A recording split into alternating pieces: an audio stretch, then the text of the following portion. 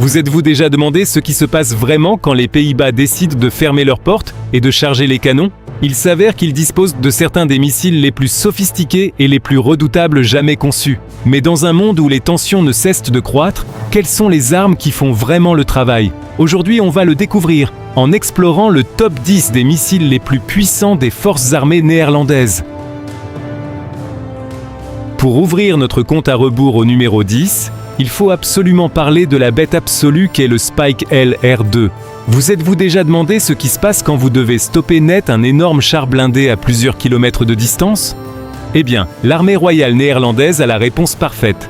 Le Spike LR2 est une arme anti-char guidée de nouvelle génération, suffisamment intelligente pour trouver sa cible toute seule. Ce bijou d'ingénierie peut atteindre des cibles jusqu'à 5 km de distance. Et si vous le tirez depuis un hélicoptère, cette portée monte jusqu'à 10 km. Imaginez, vous êtes à des kilomètres de là et vous guidez un missile droit dans la fenêtre d'un bunker. Il utilise un câble en fibre optique ou une liaison de données sans fil, ce qui signifie que l'opérateur peut littéralement voir ce que voit le missile jusqu'à la toute dernière seconde. C'est comme le jeu vidéo le plus dangereux et le plus coûteux du monde. Et le plus fou, c'est que vous pouvez le tirer et passer à autre chose, ou le piloter manuellement pour frapper le point faible d'un char. Croyez-moi, vous ne voulez vraiment pas vous retrouver dans le viseur de celui-là. Mais avant d'aller plus loin dans les armes lourdes de ce classement, j'ai une petite faveur à vous demander. Si vous regardez depuis votre téléphone, n'oubliez pas de laisser des points hype à la vidéo. Ça nous aide vraiment à créer de nouveaux contenus chaque jour. Et croyez-moi, vous allez vouloir rester jusqu'au bout. Parce que l'arme que nous avons en numéro 1 va vous époustoufler.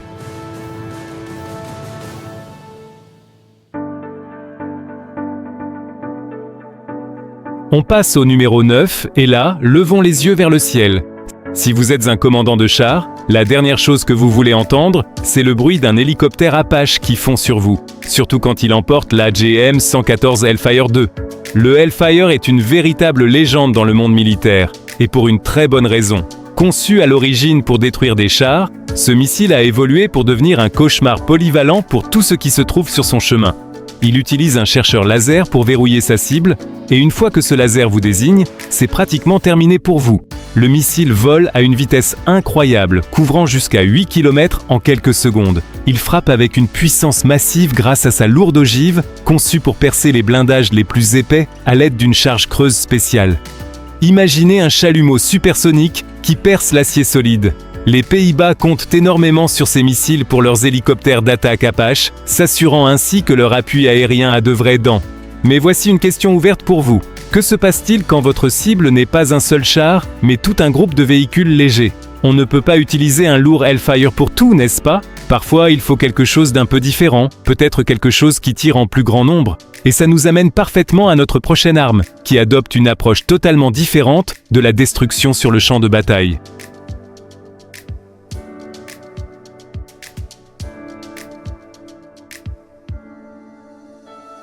On atterrit au numéro 8 avec le célèbre Hydra 70.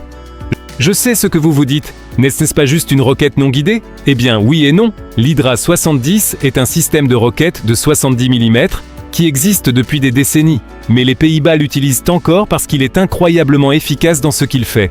Au lieu de tirer un seul missile ultra intelligent et hors de prix, l'Hydra permet à un hélicoptère Apache de lâcher une gigantesque rafale de roquettes sur une large zone. C'est une question de volume. Si vous avez une zone remplie de véhicules légers, de troupes ennemies ou de petites structures, vous faites simplement pleuvoir une tempête d'Hydra 70.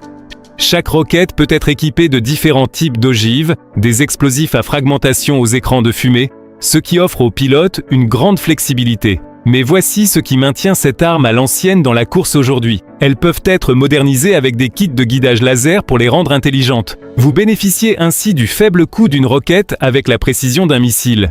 C'est un moyen brillant d'équilibrer le budget tout en livrant un gros coup. Avant de passer aux missiles guidés vraiment high-tech qui arrivent ensuite, je vous rappelle d'appuyer sur ce bouton d'abonnement. Abonnez-vous à la chaîne pour ne rien manquer, parce qu'on publie de nouveaux contenus militaires incroyables chaque jour.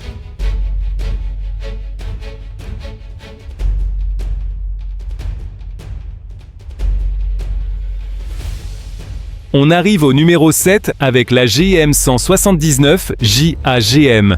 Si vous vous souvenez du Hellfire dont on a parlé il y a quelques minutes, imaginez le JAGM comme son petit frère, beaucoup plus intelligent et légèrement terrifiant. Le Joint Air-to-Ground Missile représente l'avenir de la puissance de feu héliportée, et les Pays-Bas sont totalement embarqués dans l'aventure.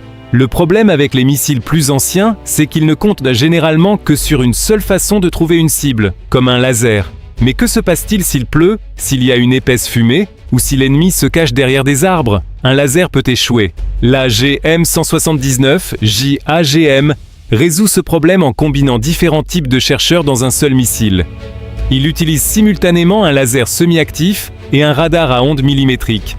Ainsi, si le laser est bloqué par la météo ou la fumée, le radar prend immédiatement le relais et guide l'arme droit vers la cible sans rater d'une semelle. Il est pratiquement impossible de se cacher de cet engin. Sa portée dépasse les 8 km et il peut détruire des cibles mobiles sur terre ou même des bateaux rapides sur l'eau. C'est un vrai système tir-et-oubli permettant aux pilotes de tirer et de s'éloigner immédiatement pour éviter d'être touchés. L'évolution des armes intelligentes est hallucinante, mais attendez de voir comment elles combattent d'autres avions dans les airs. Au numéro 6, on quitte la boue et les chars pour parler de combat aérien pur avec les missiles AIM-9X-2 Sidewinder. Quand deux chasseurs se retrouvent dans le ciel, tout se joue en un clin d'œil.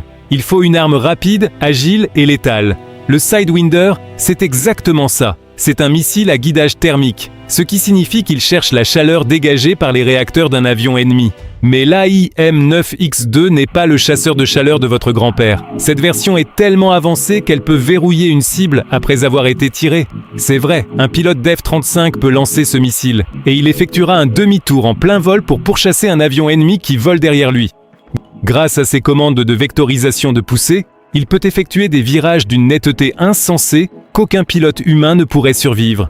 Sa portée est d'environ 35 km, mais il est principalement utilisé pour les combats rapprochés. Le capteur à l'avant est tellement intelligent qu'il peut distinguer un vrai réacteur des leurres thermiques largués par l'ennemi. Il ignore littéralement les distractions et fonce droit vers l'objectif. Vous avez déjà essayé d'attraper une mouche qui refuse de vous lâcher? Imaginez que cette mouche vole à Mach 2 et transporte une ogive explosive. Voilà le Sidewinder.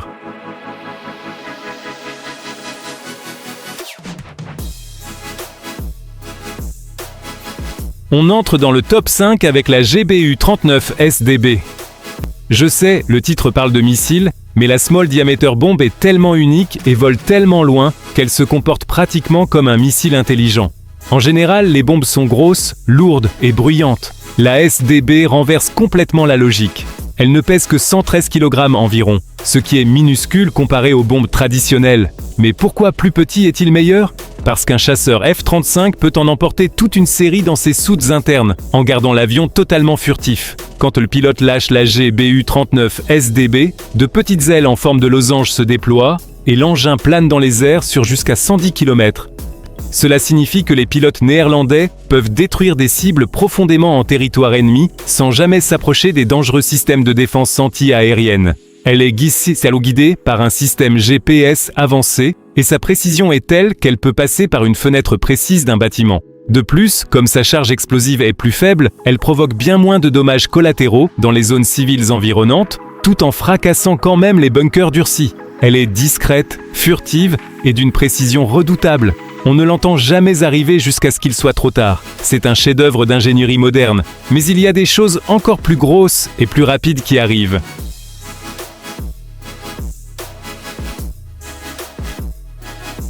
La numéro 4 revient au roi absolu du combat au-delà de la portée visuelle. L'AIM-120B AMRAAM. Avant de vous expliquer pourquoi ce missile est le cauchemar de chaque pilote de chasse sur la planète, assurez-vous de liker la vidéo maintenant. Un like aide vraiment la chaîne à grandir et nous permet de continuer à vous proposer ces analyses militaires au quotidien. Alors, parlons de l'AMRAAM. Si le Sidewinder est fait pour les combats au corps à corps, l'AIM-120B est un fusil de sniper. Son nom complet, Advanced Medium Range Air-to-Air Missile. Il est entièrement guidé par radar et peut toucher des aéronefs ennemis à environ 50 à 70 km de distance. Le truc le plus génial avec cette arme, c'est son chercheur radar actif. L'avion qui tire utilise son propre radar puissant pour orienter le missile dans la bonne direction. Mais une fois que l'AMRAAM s'approche suffisamment de la cible, il active son propre radar interne. À partir de ce moment-là, le missile traque la cible entièrement seul, permettant au pilote néerlandais de faire demi-tour et de s'échapper. Il vole à des vitesses fulgurantes en encaissant des facteurs de charge élevés pour s'assurer que l'ennemi ne peut pas l'esquiver. De jour, de nuit ou en plein milieu d'un violent orage, ce missile vous trouvera. Il a complètement changé la façon dont les batailles aériennes modernes se déroulent. Nous voilà enfin dans le top 3, et il est temps de parler de défense terrestre avec le Pack 2. Quand on est un petit pays comme les Pays-Bas, protéger son espace aérien contre les missiles balistiques entrants et les aéronefs ennemis est la priorité absolue. Le système Patriot est sans doute le système de défense anti-aérienne le plus célèbre au monde. Le missile PAC-2 est un immense intercepteur tiré depuis le sol, qui s'élance dans le ciel pour détruire les menaces à haute altitude. Sa portée est d'environ 160 km, créant une vaste bulle protectrice au-dessus des villes et des bases militaires. Quand le radar détecte une menace, le PAC-2 décolle dans un rugissement assourdissant et utilise une ogive à fragmentation. Cela signifie que lorsqu'il s'approche du missile ou de l'avion ennemi, il explose, remplissant le ciel d'éclats à grande vitesse qui déchirent la cible en morceaux. Il est incroyablement fiable et a fait ses preuves au combat à de nombreuses reprises. Les Pays-Bas comptent sur ces systèmes pour protéger leurs infrastructures vitales. Mais vous vous demandez peut-être, que se passe-t-il si un missile ennemi est tellement rapide et robuste qu'exploser près de lui ne suffit pas à le stopper? Eh bien, les ingénieurs militaires ont pensé à ça aussi, et ils ont créé une mise à niveau directe qui change les règles du jeu.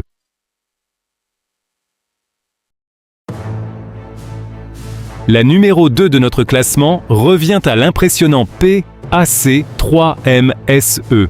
Si le Pack 2 utilise une charge de chevrotine pour détruire ses cibles, le Pack 3 Missile Segment Enhancement, lui, utilise une balle de sniper.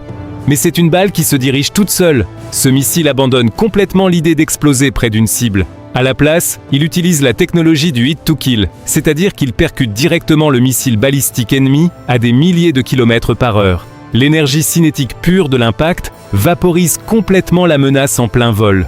Cela exige un niveau de précision presque impossible à concevoir. Imaginez tirer une balle avec une autre balle, alors que les deux se déplacent plus vite que la vitesse du son. C'est ce que fait le PAC-3MSE à chaque fois. Il est équipé d'un puissant moteur fusée à double impulsion, qui lui confère plus de portée et de maniabilité que les versions précédentes. Comme ces missiles sont plus petits, les militaires néerlandais peuvent en entasser davantage dans un seul lanceur, doublant ainsi leur puissance de feu défensive. C'est le bouclier ultime contre les missiles balistiques tactiques, les missiles de croisière et les chasseurs avancés. Mais aussi impressionnant que soit ce bouclier défensif, il ne fait pas le poids face à la puissance dévastatrice pure de notre dernière entrée.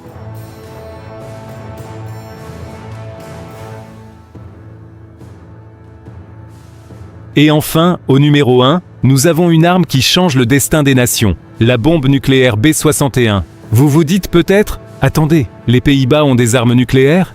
Techniquement, non, mais en même temps, oui. Dans le cadre d'un accord de partage spécial, les États-Unis stockent des bombes nucléaires B-61 à la base aérienne de Volkel, aux Pays-Bas. En temps de guerre, ce seraient des pilotes néerlandais d'F-35 qui piloteraient ces armes apocalyptiques vers leur cible. La B-61 n'est pas un missile classique, c'est une bombe gravitationnelle, mais les versions les plus récentes sont équipées de kits de queue qui en font des armes guidées très précises, très proches des bombes intelligentes dont on a parlé plus tôt. C'est une arme à rendement variable, ce qui signifie que les militaires peuvent ne régler la puissance explosive à la hausse ou à la baisse selon la mission. On parle de rendement explosif pouvant atteindre des centaines de kilotonnes.